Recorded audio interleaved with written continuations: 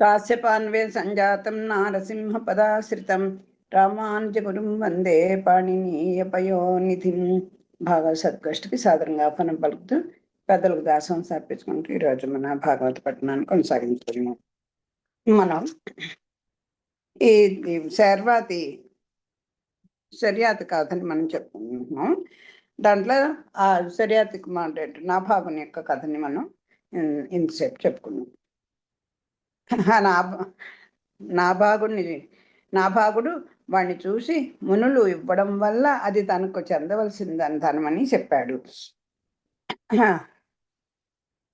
అయితే అది కదా తండ్రి గారు ఏంటి ఆ హవిస్సుల్లో వచ్చినటువంటి భాగాన్ని సరిగ్గా ఆ ఋషులందరూ కూడా ఇస్తే ఈ లోపల ఒక లావుగా ఉన్నటువంటి ఒక పొడగరైనటువంటి ఒక అతను వచ్చి అడ్డుకుంటే నాకు యజ్ఞఫలం నాకు వస్తుందని చెప్పారు. అంచేత నాదే అది అంటాడు. అంటే సరే నాయన మీ నాన్నగారిని అడిగిరా, ఆయన అలా అంటే అలా చేద్దాం అంటారు. అంటే అప్పుడు ఆయనేమో వెళ్ళి తండ్రిని అడుగుతాడు నాభాగుడు. అడిగితే నాయన ఆ యజ్ఞ భాగాన్ని పరమేశ్వరుడికి ఎప్పుడో మునులందరూ ఇచ్చేశారు అని అంటారు. అని అంటే అయ్యో అలాగా నేను చాలా తప్పు చేశాను అని చెప్పి ముందర మా తండ్రి చెప్పాడు అని అంటారు. అని అంటే వీళ్ళు అడ్డుకున్నారు కదా.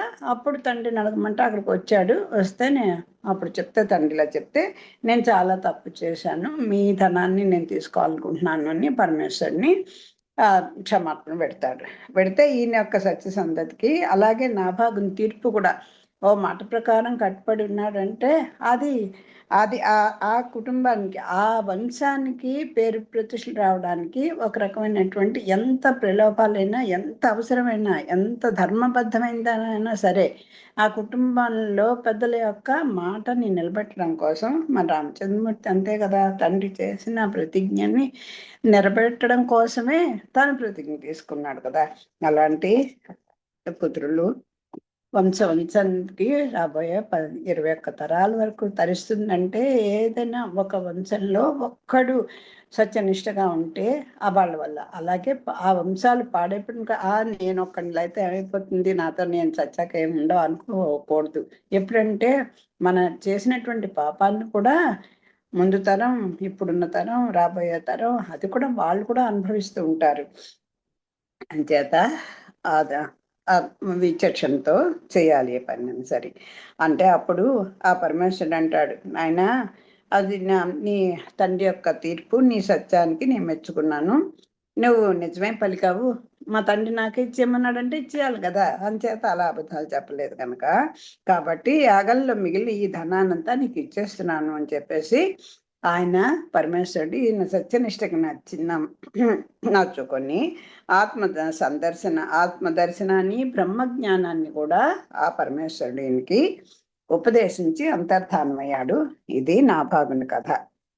భువిలో నాభాగుని కథ దవిలిమతిన్ రేపు మాపున్ తలచిన మాత్రం కవియగు మంత్రజ్ఞుండగు ప్రవిమలగతిన్ పొందు నరుండు భద్రాత్మకుడై.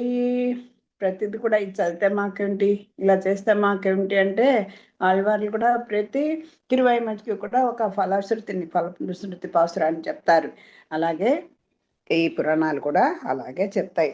ఈ నాయన ఇదిగో ఈ కథను కనుక ఉదయం సాయంకాలం చిత్తశుద్ధితో ఎవరైతే ఈ నాభాగుని కథను వింటారో తలెచ్చినంత మాత్రాన్ని చదవాలని ఆలోచన వచ్చినా కూడా చాలు, చిత్తశుద్ధితో తలచిన మాత్రాన ఈ కథ ఇది కథ అనుకుంటూ అలా ఒక్కసారి ఆ కథని మనసులోకి తలుచుకున్నా నరుడు పండితుడవుతాడు, మంత్రజ్ఞుడవుతాడు, సద్గతిని పొందుతాడు. అది కావాలి మనకి. ప్రజ్ఞాపాఠాలు వచ్చాయా ఇవన్నీ కాదు, మనం ఈ జీవితం పడిపోయిన తర్వాత ఇది మనం సద్గతులు పొందాలి, ఆ భగవత్ కైంకర్యాన్ని శాశ్వతయ్యేటట్టుగా చేసుకోవాలి. అదే మన లక్ష్యం. అంతా నాభాగునకు అంబరీషుండు ఉదయించే అతని యందు జగద జగద అప్రతిహతం వైన బ్రాహ్మణ శాపంబు నిరర్థకం భయనైనా విని ఏమి కారణంబున దురంతం వైన బ్రహ్మతండంబు వలన తండు విడువంబడియననినా అప్పుడమిరేయికి పుడమిరేనికి సుకుండిట్లనియే. ఏదో జరగబోయే కథని చిన్న మాట చెప్పి వాడండి ఇదిగో ఇలా చేశాడు, వాడి వల్ల కులం అంతా ఇదైపోయింది, లేకపోతే వాడండి వాడు నిజంగా వాళ్ళ వంశంలో ఒక్కడండి, వాడి వల్ల ఎంత ప్రజ్ఞ అంటే ఎవ్వరు కూడా ఆ భగవంతుడు కూడా ఏమీ చేయలేని స్థితిలో అంత తన యశస్సుని ప్రపంచాన్ని చాటాడండి. భగవత్కృపతోటే అవుతాయి ఇవన్నీ, మానవ మాత్రం అయిపోవు. కానీ ఆ భక్తుడి యొక్క గొప్పతనాన్ని నిలబెట్టడం కోసమని మన నరసింహస్వామి కూడా అదే కదా, ప్రహ్లాదుడి యొక్క అసలు మాటని నిలబెట్టడం కోసం ఒక అవతారం ఎత్తొచ్చేసాడు స్వామి కదా. అలాగా ఈ భగవత్ కృప కనుక మన మీద ఉంటే, మనం కనుక భగవద్భక్తులం అయి ఉంటే, ఆయన సంబంధం భాగవతముల యొక్క సంబంధం మనకి కలిగితే ఎంత భగవంతుడు అంతకన్నా పదవిని కూడా ఆయన ఇచ్చేస్తాడు. భగవంతుడు చేయలేనిది ఏముంటుంది, కానీ భక్తుల ద్వారా చేయించి వాళ్ళని చూసి ఒక వరవడిగా మన్ని ఇలా ఉంటే నేను ఇలా ఉంటాను అని ప్రపంచానికి చాటి చెప్పడం కోసమే, అంటే భాగవతముల యొక్క గొప్పతనాన్ని కూడా చెప్పడమే ఈ కథల యొక్క ఉపయోగం. అంబరీషోపాఖ్యానం అంటే ఇప్పుడు నాభాగుని కొడుకు అంబరీషుడు. ఇప్పుడు ఆ ఉదంతం ఇప్పుడు మనం చెప్పుకుంటాం. అంబరీషోపాఖ్యానము అది ఏం చెప్పాడు శుకులు వారు, నాయన అదేంటి ఇదిగో ఆ నాభాగుని కొడుకు అంబరీషుడు, అతని పట్ల లోకంలో అడ్డులేనిదైనటువంటి బ్రాహ్మణ శాపం కూడా వ్యర్థమైపోయింది. ఏదో ఒక సందర్భంలో ఈయన ఒక శాపగ్రస్తుడు బ్రాహ్మణుని యొక్క శాపానికి గురి అవ్వడం అని అర్థమైపోయింది. అటువంటి బ్రాహ్మణ శాపానికి అసలు తిరిగే లేదు కదా, ఎవరైనా అనుభవించాల్సిందే. అలాంటి శాపాన్ని కూడా ఆయన ఎదుర్కోగలిగాడు అంతటి వాడు అనేసారు. అంతే శుకులు వారు అనేసరికల్లా ఆ సుఖ మహర్షి చెప్పగా, ఏ కారణం వల్ల దాటరాని బ్రాహ్మణ శాపం కూడా అతను ఏమీ చేయలేకపోయింది. అమ్మ బాబాయ్ అలా జరిగిందా, ఎలా అవుతుంది, అట్లా సాధ్యం కాదే అని చెప్పి అడిగితే అని పరీక్ష మహారాజు అడిగితే, అప్పుడు ఆ సుఖ మహర్షి ఈ అంబరీషోపాఖ్యానం చెప్తున్నారు. సప్తద్వీప విశాల భూభరము ధోస్త నన్పూని సత్ప్రాప్త శ్రీయుతుండై మహీ విభవ సంపశ్చాతురిన్ కల్గి దుర్వ్యాప్తిన్ చందక వైష్ణవార్త్యనలమేరన్ కాలమున్ పుచ్చుచున్ శుక్తిన్ పొందక యొప్పే సద్గుణ గరిష్ఠుండు అంబరీషుండు ఇలన్. శ్రేష్ఠుడైన ఆ అంబరీషుడు 7 దీవులతో కూడిన భూమండల భారాన్ని తన భుజస్తంభాల మీద మోపి శుభాలను పొంది రాజ్య సంపదను కలిగి చెడు నడతకు లోను కాకుండా విష్ణు పూజలతోనే కాలాన్ని వెళ్ళబుచ్చుతూ ఏమరపాటు పొందక ఈ లోకంలో ప్రశస్తిగాంచాడు. అంటే మన యొక్క ఈ జీవుని యొక్క ధర్మం ఏమిటి అనేది ఈ ఫస్ట్ పద్యం ద్వారా మనకి తెలియజేస్తున్నారు. మనకి కొన్ని రాజ్య పదవులు అవ్వచ్చు, లేకపోతే ఒక పండిత అవ్వచ్చు, మంచి జ్ఞానం అవ్వచ్చు, లేకపోతే గొప్ప ధనార్జన అవ్వచ్చు, పేరు ప్రతిష్టలు అవ్వచ్చు, లేకపోతే మనం ఏదో ఎవరు చేయలేనటువంటి ఏదో గొప్ప దాన్ని కనిపెట్టగలిగే శక్తి కలిగి ఉండొచ్చు. ఎన్నో ఎన్నో ఎన్నో భగవంతుడు తెలుసుకుంటే మనకి రానిటువంటి ఏమి ఉండవు, అలా సంప్రాప్తం అవుతాయి. వచ్చేసరికల్లా మనకి కన్ను మిన్ను కాను అండి, అక్కడ దెబ్బతింటున్నాం మనం. ఇంకా నాకేంటి, నాకన్నీ తెలుసు, నాకేంటి నువ్వు చెప్పేది, అలాంటి స్థితి, ఒక అహంకారం వచ్చేస్తుంది. దానివల్ల ఎప్పటి మీదైనా ఎవలా పడితే అలా మాట్లాడేటువంటి స్థితికి మనం వెళ్ళిపోతాం. కానీ మరి అంబరీషుడు మామూలు వాడేం కాదు కదా. అదే చెప్తున్నారు, సప్తద్వీప విశాల భూభరము దోస్తంభంబునన్ పూని. ఈ నాభాగుని కొడుకు ఆయన తర్వాత రాజ్యం అంతా ఆయనకు వచ్చింది.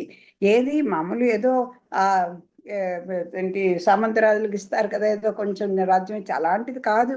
భూమండల భారాన్నంతా కూడా ఆయన భుజాల మీద స్కందాల మీద మోపుకొని సంప్రాప్త శ్రీయుతుడై, సంప్రాప్తించినటువంటి ఆ శ్రీ అంటే సంపద కలిగిన వాడే, శుభాలు అంటే అన్ని రకాల, ఒక్క ధనం ఉంటే సరిపోదు, ఆరోగ్యం ఉండాలి, ఆయన్ని గౌరవించే వాళ్ళు ఉండాలి, దానికి తగినటువంటి పెద్దల యొక్క ఆశీస్సులు ఉండాలి, భగవంతుని యొక్క కృప కూడా అన్నీ ఉన్నాయి. అవి శుభాలంటే.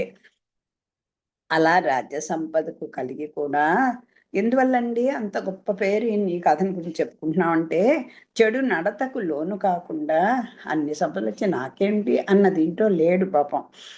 ఇంకా ఏమిటి, విష్ణు పూజలతోనే కాలాన్ని వెళ్ళబుచ్చుతూ, అంటే ఇక్కడేంటి అయితే రాజ్యాన్ని వదిలేసి అడవుల్లోకి వెళ్ళిపోయి సన్యాసం పుచ్చుకున్నాడు అంటే కాదండి.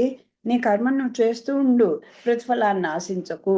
అదే నువ్వు చేసే ప్రతి పని కూడా అదిగో భగవదర్పణంగా చేస్తూ చెయ్యి. అంతేగాని కర్మ మానేస్తాను, నేనేం పని చేయను, ఒక గదిలో కూర్చొని ఏదో జపం చేసుకుంటాను, తపం చేసుకుంటానంటే కుదరదు. నీ కర్తవ్యాన్ని నువ్వు నిర్వహించాల్సిందే. దాని మీద వచ్చేటువంటి మంచి చెడులని నువ్వు పట్టించుకోకు, వాటి గురించి నేను చూస్తాను. అది కదా స్వామి చెప్పేది.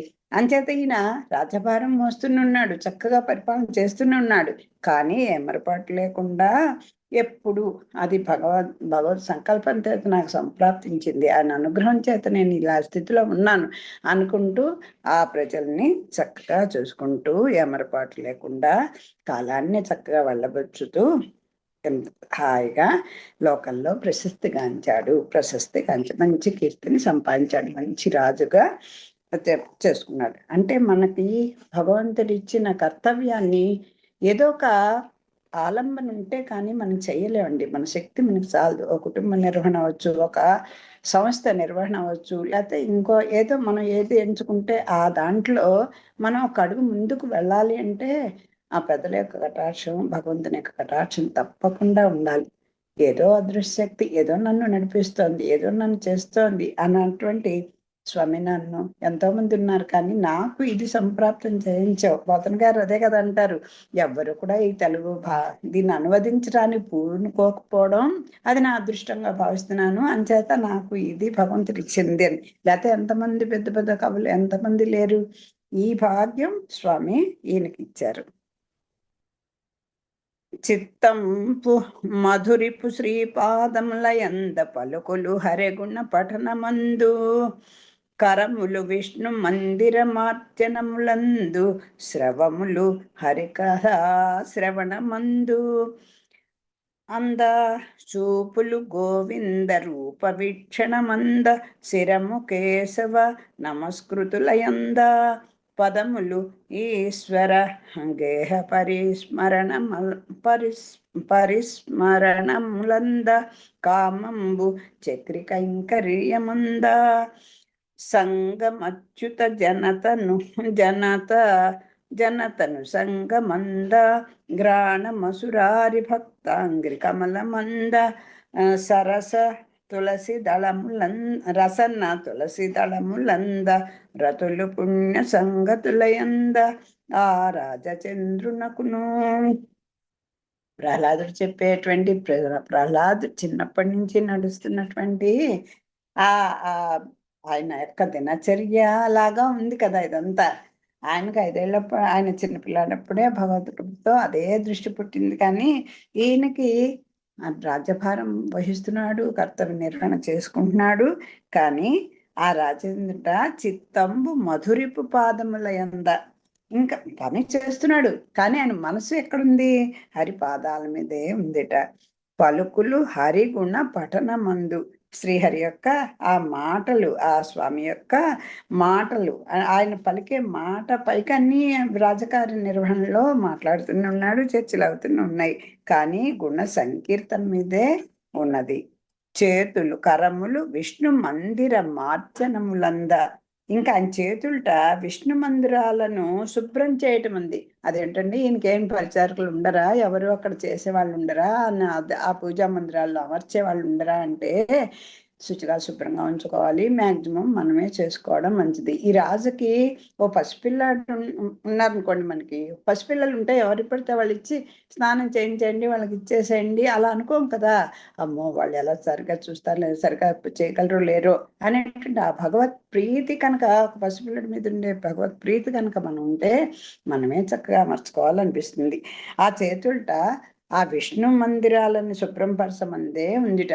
అంటే ఏంటి, వేటకి దీనికి వెళ్ళటం లేదా, ఏమి ఇవన్నీ చూడట్లేదా, ఇంట్లో కూర్చుంటున్నాడంటే కాదు, చేసుకుంటూనే చెవులు హరికథలను వినడమందే, శ్రవణములు హరికథ శ్రవణముందే ఉన్నాయి.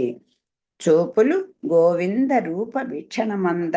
ఇంకా ఆయన చూస్తున్నాడు, మనం చూస్తూనే ఉన్నాడు, అన్నీ చూస్తూనే ఉన్నాడు. కానీ ఆ గోవిందన్ రూపమే తన్ని తీరా చూడడం మీదే ఉన్నది. శిరము కేశవ నమస్కృతుల యంద. అదేంటి ఆ తల కేశవునికి నమస్కరించడం అందే ఉంది. ఎవరన్నా రాజుగారికి ఓ జయహో జయహో అంటే పడిపోయి అలా ఉండట్లేదు. ఆయన తల ఎవరి దగ్గర ఉంచుతాడు? భగవంతుని ముందే. పాదాలు పదములు ఈశ్వర గేహ పరిసర్పణములంద. పాదాలు విష్ణుదేవుని ఆలయాలను చుట్టి రావడం అందే. కోరిక మంద కేశవనం. కామంబు చక్రి కైంకర్యమంద. ఏమిటండి ఇంకేమి కోరికలు లేవా అంటే ఉన్నాయండి. అదేంటి హరి కామ మోక్షగామి ఉన్నాడు ఆయన. ఆ భగవంతుని యందు ప్రీతి కలిగి ఉండడమే అదే కోరిక, ఆయనకి ఇంకొకటి ఏమీ లేదు. అది చుట్టి రావడమే కోరిక. హరిసేవ ఎందే. అది భగవత్ కామం కావాలి అని చెప్తారు. అంటే సంసారం వదిలేమని కాదు, ఇంట్లో ఉంటూ ఎక్కువ మనసు, ఎక్కువ టైము, ఎక్కువ దృష్టి అలా ఉంచుకోవడం నేర్చుకోవాలి. చెలిమి అది. వీటన్నిటికంటే ముఖ్యమైనది ఏంటి? సంగము అచ్యుత జనతను సంగమందు. జనత అంటే జనులు. ఎవరు వాళ్ళు? చెలిమి. నీ స్నేహం ఎవరితో ఉండాలి?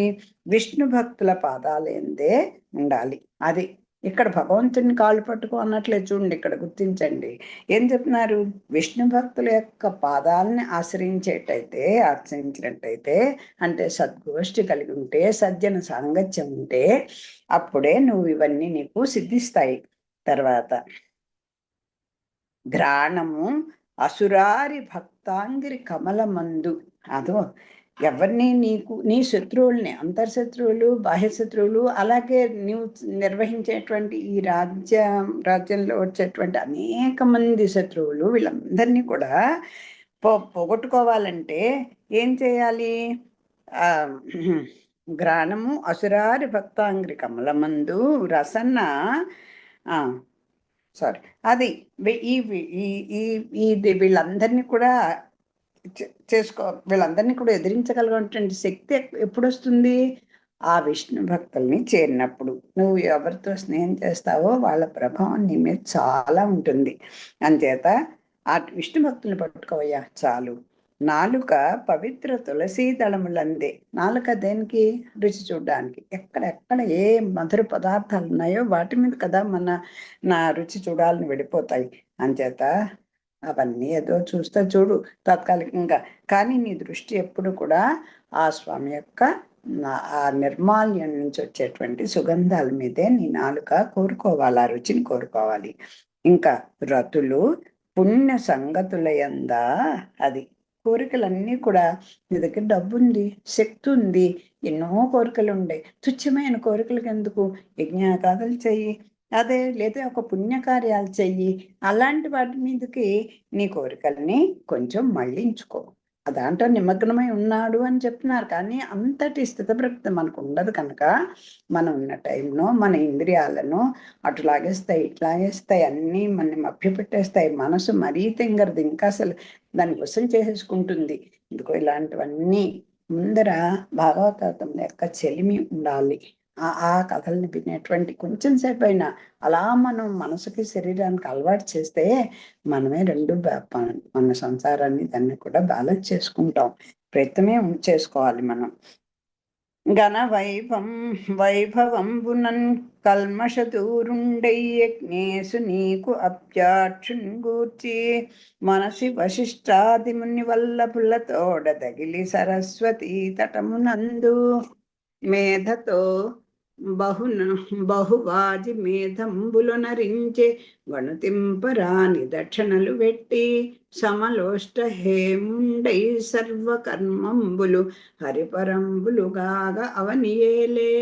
విష్ణు భక్తులందు విష్ణువునందును కలంక మెడల ఎడల మనసు లంకె పెట్టి విహిత రాజ్య వృత్తి విడువని వాడునై అతండు రాజతపసి అనంగ నొప్పే. ఈయన భోగయోగ అనే ప్రశ్న మనకు వస్తుంది. ఉన్నదేమో ఇంత పెద్ద పదవిలో, అది ఆయన మొత్తం అంత భూమండలం అంతా ఆయన చేతిలో ఉంది, మరి భోగాలకి లోటు లేదు. అలాంటిది ఈయన దేనికి లంక పెట్టుకున్నాడో చూడండి. అది విష్ణు భక్తులందు విష్ణువునందు కలంక వెడల మనసు లంకె పెట్టి. నువ్వు ఏ పని చేయి, ఆధార్ కార్డుని చూడండి, లింకప్ చేయిందే ఏ పనులు చేసుకోలేని చూసారా, నువ్వు చేసుకో నీ ఇంద్రియాలతో కర్మేంద్రియాలతో తింటావు, కానీ మనసుని కాస్త బుద్ధి అనే కళ్ళంతో లాగి నీ చేతిలో పెట్టుకుంటుంటే ఇదిగో కొంచెం స్వామి దీన్ని అదుపులో చేసుకొని దీన్ని కొంచెం ఎలా చేయాలో చూసుకో అని మనం చేయలేం కనుక ఒకసారి ఆ భగవంతుడితోటి లింకప్ చేసుకుంటూ ఉండాలి. అది చేస్తున్నాడు ఈయన. ఏమంటున్నాడు, ఇంకా రాజు గొప్ప వైభవంతో పుణ్యాత్ముడై వశిష్ఠుడు మొదలైన ఋషులతో కూడి యజ్ఞేశుడైన శ్రీహరిని గూర్చి సరస్వతి నదీ తీరంలో లెక్కించరాని దక్షిణలు పెట్టి ఎన్నో అశ్వమేధ యాగాలు చేశాడు. ఇదిగో నేను ఏదో ఒక యజ్ఞం చేయాలనుకుంటున్నాను అంటూ స్వతంత్ర నిర్ణయాలు తీసుకోవడం కాదు. ఏదైనా ఒక మంచి పని చేయాలంటే దాంట్లో ఆ పనిలో ఆరితేరిన వాళ్ళని అడగాలి తప్ప ఏ పనికి ఎవరు అర్హుల్లో ఎవరికి ఆ విషయం గురించి తెలిసిందో వాళ్ళని పట్టుకోవాలి కదా. ఈయన ఒక యజ్ఞం చేయాలనుకున్నాడు. ఆ సరస్వతి నది తీరానికి వెళ్ళి అక్కడ శ్రీహరిని కూర్చి ఆ వశిష్ఠుడు మొదలైనటువంటి పెద్ద ఋషుల్ని తీసుకొని వాళ్ళ సలహాలు తీసుకొని వాళ్ళ ఆధ్వర్యంలో ఎన్నో అశ్వమేధయాగాలు చేశాడు. అశ్వమేధయాగాలు ఎన్నో చేశాడు, లెక్కించరాని. ఇంకా అసలు ఆయన ఇచ్చిన యజ్ఞానికి కావాల్సింది మనకు చదువుకున్నాం కదా, బోళ్ళు దక్షిణలు, అలా లెక్క పెట్టలేని దక్షిణలు ఇచ్చారు. బంగారాన్ని మట్టి పెళ్లను సమానంగా చూచే అతను, అది చూడండి ఎందుకండి అలా ఇచ్చేయగలిచాడు, అంత దానాలా, అంత సర్వం ఊర్చిచ్చేస్తాడా అంటే ఆయనట మట్టి బంగారం రెండిటికి తేడా తెలియట. అంటే అంత సంపదని కూడా ఒక చిన్న మట్టి బెల్లగా భావిస్తాడు ఆయన. అంటే దాని మీద వ్యామోహం లేకుండా ఉంటాడు. అంచేత అతడు సర్వకర్మలను హరిపరం చేసి భూమిని పరిపాలించాడు. విష్ణు భక్తుల పట్ల శ్రీహరి పట్ల మనసు లంకె పెట్టి తనకు విధించబడ్డ రాజ్యపాలన వదలక రాజర్షిగా విరాజిస్తున్నాడు. అంటే భర్తని యొక్క పాలన గుర్తు తెచ్చుకోవచ్చు మనం, అంతే కదా. ఆ పాదుకలను పెట్టుకొని ఇంకా అసలు అన్నిటికీ దాంతో చర్చ చేసుకున్నాను ఒక పదం ఈ మధ్య నేను చదువుకున్నాను. దానికి వచ్చేటువంటి ఆయన రాజభారంలో ఎన్నో పిలుస్తాయి కదా, ఇదిగో స్వామి ఏం చేస్తావో చూసుకో, దీన్ని ఎలా చేయాలో చూసుకో అని అన్ని భారాన్ని ఆయన మీద పెట్టేసి చేశాడనమాట. వెండియు ఆ మహాభాగవతుండు హరి అని సంభావించును, హరి అని దర్శించు నంటూ ఆగ్రాణించున్, హరి అని రుచి కొనంతలంచును, హరిహరి ఘను అంబరీషు అలవియే పొగడన్. ఎక్కడ చూసినా హరిమయమే, ఇంకేంటి అంతటా హరి హరి హరి. ఏ చూసినా ఏ వస్తువులో చూసినా ఆయనకి భగవంతుడే కలుపు. ఆయన తలపులోకి వచ్చి ఏదైనా ఒక విషయం గురించి ఆలోచిద్దాం అంటే ముందర హరినే తలుచుకుంటున్నాడు. తర్వాత ఏదైనా ఒక మంచి వస్తువు చూద్దామని పెడుతుంటే దాంట్లో స్వామి కనిపిస్తున్నాడు, హరిని చూసినాడు. ఏదైనా ఒక మంచిది స్పర్శ చేద్దామంటే ఆ భగవంతుని తాకినట్టే అనిపిస్తోంది ఆయనకి. ఏదైనా ఒక మంచి దాన్ని ఆఘ్రానిద్దామంటే ఆ తులసి మాలే అదే వాసన వస్తుంది. హరి అని వాసన చూస్తున్నాడు. ఏ చూసినా హరి హరి హరి హరి అంటూ రుచి చూసేవాడు. ఆహా, గొప్పవాడైన అంబరీషుని కొనియాడ సాధ్యమా? ఇంకా ఏం చెప్పగలండి, ఏం చెప్పగలం? ఆయనే హరి, అంబరీషుడే ఇది, ఆయన సర్వస్వము హరే. ఎట్లు పుణ్య చిత్తుండును ఈశ్వరాయత్తుండును అయి అల్ల నల్లన రాజ్యంబు చేయుచున్న సమయంబున. అలా రకంగా రాజ్యపాలన జరుగుతున్న సమయంలో అతనికి హమాని హరులందున్ గరులందు ధనములందును కేళి వనములందున్ పుత్రులందు బంధుమిత్రులయందును పురమునందు అంతిపురమునందు. ఇంకా కొన్నాళ్ళకి ఏమవుతుందంటే మన స్థితి ఎలా వెళ్ళిపోతుందంటే, ఇది సాధ్యమేనా అంటే సాధ్యం అవుతుంది. నీకు ఒక విషయం మీద ఏకాగ్రతగా అదే కావాలని ఒక కామం ఏర్పడిపోయింది అనుకోండి, రావణాసురునికి ఏముంది? ఎన్నో భోగాలున్నాయి, ఎంతో ఇది ఉంది. ఎంతో మంది వాళ్ళంతటి వాళ్ళు కోరొచ్చి స్త్రీలందరూ ఇంక వశమైపోయి ఉన్నారు. అలా వచ్చిన వాళ్ళని ఆయన ముట్టుకోగలడు కూడా. అదే కదా ఆయనకి శాపం. అంచేత కానీ తల్లి వంటి అమ్మని కామించాడు అంటే అదే తప్ప ఇంకో లోకం లేనట్టుగా అయిపోయాడు కదా. అది తీరకే క్రోధం వచ్చింది, దానివల్ల ఇది వచ్చింది. దుర్యోధనుడు కూడా రాజకాంక్షతోటి ఆ తీరక కామంగా మారి అది హరిక్రోధంగా మారి వంశాలు రెండు కూడా నాశనం అయిపోయాయి కదా. ఇక్కడ ఈయన స్థితి ఏమైంది? అన్నిట్లోనూ ఉంటున్నాడు, అన్నీ అనిపిస్తున్నాడు. ఏమిటో ఎటు చూసినా నాకు అదే కనిపిస్తుంది, ఇవన్నీ అన్న శాశ్వతమా అనేటువంటి ఒక చిన్న వైరాగ్యం కనుక మన మనసులో చిన్నది అంకురిస్తే, ఇవన్నీ కూడా ధాన్యం ఎగరపోసేటప్పుడు పొల్లు మనకు తెలియకుండా ఎలా అయితే వెళ్ళిపోయి మంచి ధాన్యం కింద పడుతుందో, అలాగ మన బుద్ధి కూడా మనకి తెలియకుండానే వీటన్నిటిని కొంచెం పర్వాలేదు, ఇప్పుడు ఇది వద్దు అనుకుంటూ కొంచెం పక్కకి పెట్టుకొని స్వామి వైపుకి మన బుద్ధి మళ్ళుతుంది అని చెప్పడానికి ఈయనకి. అయితే ఈయనకి బిడ్డలు లేరా? మరి భార్య, బంధువులు వీళ్ళందరూ ఉన్నారు కదా. అంటే దీన్ని బట్టి మనకి ఆయన హాయిగా తన కర్తవ్యాన్ని నిర్వహిస్తున్నాడు, భార్య బిడ్డలు అందరూ ఉన్నారు, అన్నీ ఉన్నాయని తెలుస్తుంది కదా. ఈ విధంగా పుణ్యాత్ముడై భగవంతుని యందు లగ్నమైన చిత్తం కలవాడై ఆ రాజు చక్కగా రాజ్యం చేస్తున్నాడు. అతడికి గుర్రాలు, ఏనుగులు, సంపదలు, ఉద్యానవనాలు, కొడుకులు, బంధుమిత్రులు, పురము, అంతఃపురాలు మొదలైన భోగభాగ్యాల పట్ల ఆసక్తి ఉడిగిపోయింది. చాలు చాలు అనుభవించాం, ఇంకా చాలు చాలు అని అనిపిస్తోంది. దాని మీద విరక్తి కలుగుతోంది. అంతన్ కొంతకాలంబునకు అమ్మేది నీకంతుండు సంసారంబు వలని తగులంబు విడచి నిర్మలుండై ఏకాంతమున భక్తి పరవశుండై ఉండా ఆ రాజ తపస్సుకి భక్తలోక వత్సలుండగు పురుషోత్తమండు ప్రతిభట శిక్షణంబును నిజ జన రక్షణంబును నిఖిల జగద్వా అవక్రమంబగు చక్రంబు నిచ్చి చని అంతా. కొంతకాలానికి ఆ రాజు సంసారం పట్ల మోహాన్ని వదులుకొని పరిశుద్ధుడై ఏకాంతంలో భక్తి పారవస్యంలో ఉండగా, భక్తుల పట్ల ప్రేమ కలిగిన పురుషోత్తముడు ప్రతి పక్షులను శిక్షించేది, ఆత్మీయులను రక్షించేది, సమస్త లోకాల్లోనూ అడ్డులేనిది అయిన సుదర్శన చక్రాన్ని ఆ రాజర్షికి అనుగ్రహించి వెళ్ళాడు. చూడండి, మనం ఒక్క అడుగు వేస్తే స్వామి 10 అడుగులు వేసుకుని వస్తారని పెద్దల మాటని మరి నమ్మకుండా ఎలా ఉండగలని చెప్పండి. వీళ్ళని మా భిన్న ఉంటుంటే ఈయన 24 గంటలు ఇదే తపన, ఇదే భగవత్ తపన, ఎక్కడ చూసినా హరి దర్శనం అయిపోతూ అలాగే ఉన్నాడు.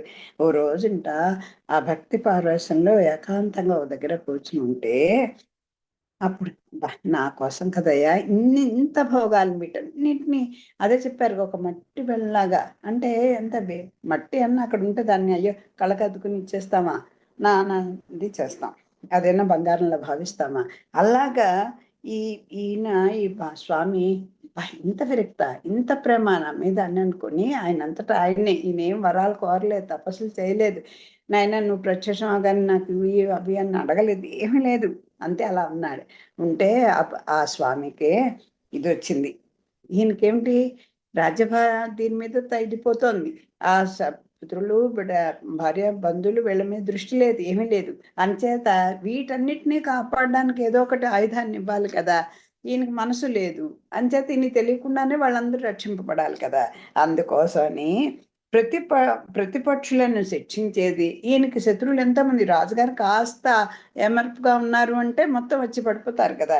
అంచేత ఆ ప్రతిపక్షుల్ని శిక్షించేది, అలాగే ఆత్మీయులను రక్షించేది. ఆత్మీయులు అంటే వాళ్ళ బంధువులనే కాదు, దుష్టులను శిక్షించేది, ఈ శిష్టుల్ని రక్షించేది అయ్యేది. సమస్త లోకాల్లోనూ అడ్డులేంది.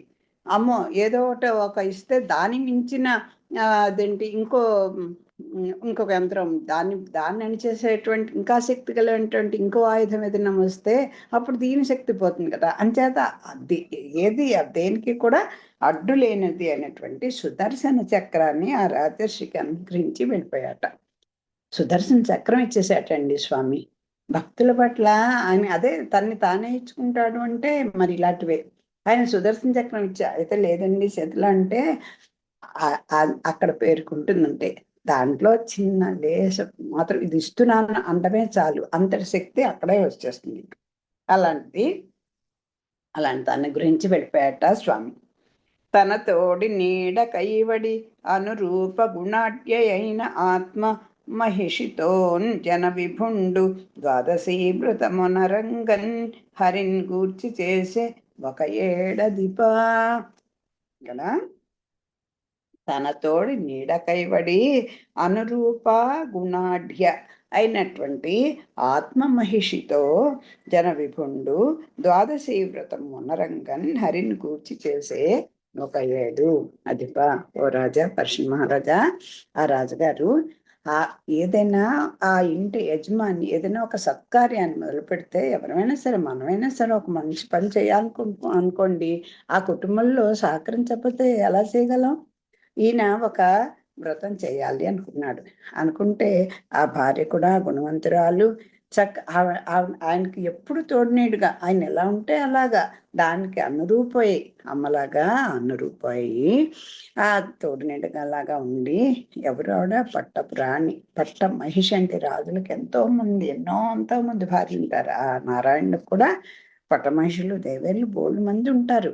వాళ్ళందరికీ కూడా ఫస్ట్ ఎవరైతే పట్ట మనిషి ఆవిడే.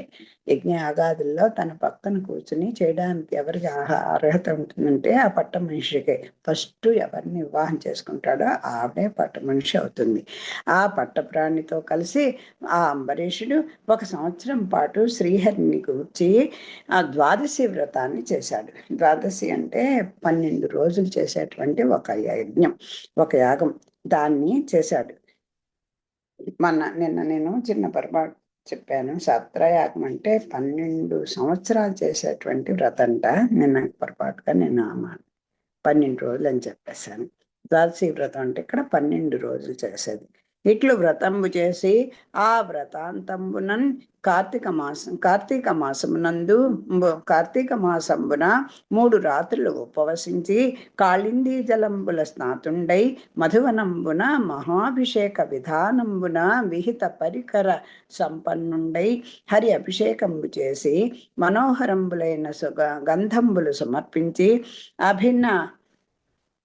అభినవామోదంబులైన పుష్పంబులను పూజించి తదనంతరంబా. ఈ విధంగా చేసి వ్రతం పూర్తయ్యాక కార్తీక మాసంలో 3 రాత్రులు ఉపవాసం ఉండినాడు. యమునా నదిలో స్నానం చేసి మధువనంలో మహాభిషేక విధి ప్రకారం శ్రీహరిని అభిషేకించినాడు. మనోహరములైన సుగంధాలను సమర్పించి సువాసనతో కూడిన పూలతో పూజించాడు. మనం కూడా అంటే అర్చనలో మనం స్వామికి కైంకర్యం చేసేటప్పుడు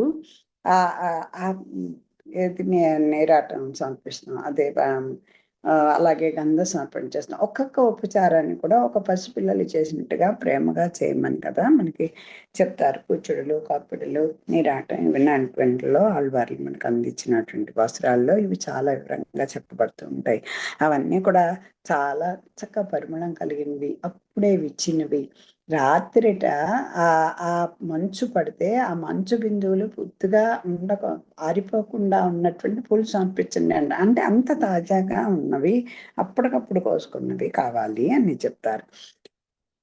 పాలేరై ప్రవహింపడగ్గరుచులే ప్రాయంబులున్ రూపం మేలై ధూర్తులుగాక వెండి గొరిజల్ హేమారు శృంగంబులున్ క్రాలన్ గ్రేపుల అర్రునాకుచును రంగశాయిలయ్యున్న మందాలన్ అర్భుడతర్క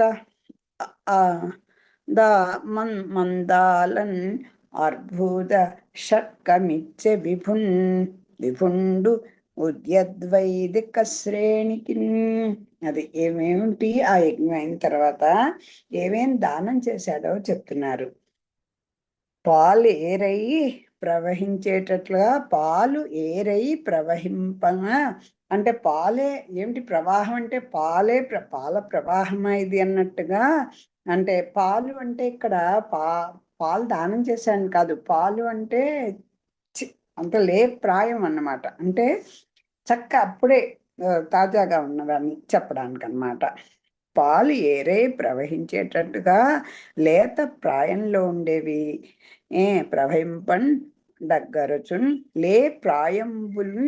అంటే లే ప్రాయం అంటే చక్క మంచి రూపము కలిగినవి పోట్ల మారితనం లేనివి.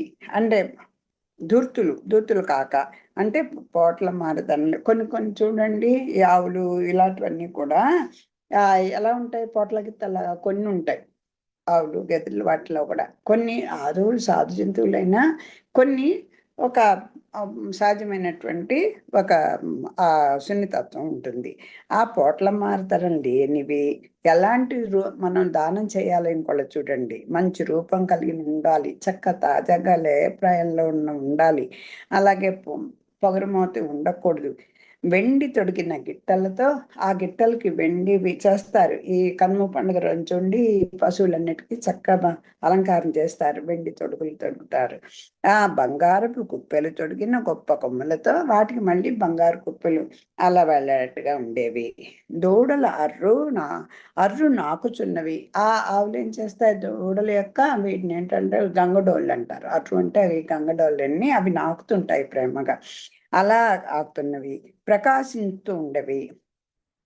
శృంగంబులున్ క్రాలన్ రూపం మేరై ధూర్తులు కాక వెండి గొరదల్ హేమారు శృంగంబులన్. హేమ అంటే బంగారం కదా, బంగారు శృంగాలు వేలాడుతూ, ఆ కుచ్చులు వేలాడుతూ వెండి గొరిజ వెండి అంటే తొడుగులు తొడిగి వాటికి బంగారు కుప్పెలు వేలాడుతుండగా, క్రాలన్ గ్రేపులు అరుణాకుచున్. ఆ లేత దూడలు కదా, ఆ దూడల యొక్క ఆ గంగడోలి నాకుతూ ప్రకాశించేవి రంగశ్చాయని. అలా చక్కగా అబ్బాయి ఎంత బాగున్నాయి అనిపించేట్టుగా ప్రకాశించేటువంటి ఎన్నిచ్చాడు చూడండి. మందాలన్ అర్బుద షట్కం. అంటే అర్బుదం అంటే 600 కోట్ల పాడి ఆవుల్ని ఇచ్చాటండి.